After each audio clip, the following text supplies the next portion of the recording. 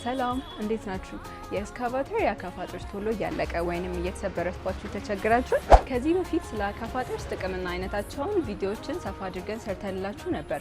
ቪዲዮዎቹንም ድረገጻችን ላይ ማግኘት የምትችሉ ሲሆን ፎሎ ማድረግ እንዳትረሱ። የሂታቺ ኤክስካቫተር 5G እና 7G ማሽኖች አራት አይነት መሰረታዊ የአካፋ ጥርሶችን ይጠቀማሉ።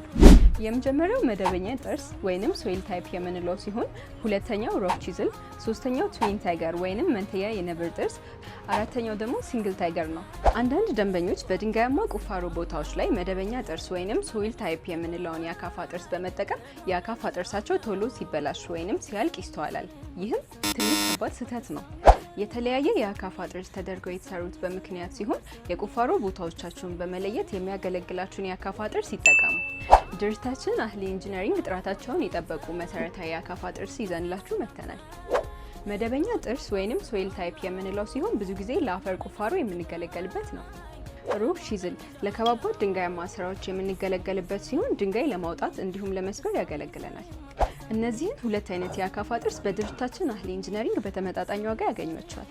አድራሻችን ቄራ ሶፊያ ሞል ፊት ለፊት እንዲሁም በመቀሌ 14 ቀበሌ ግሪን ቫሊ ካፌ ፊት ለፊት ያገኙናል። ለበለጠ መረጃ በ0966 777711 ይደውሉ።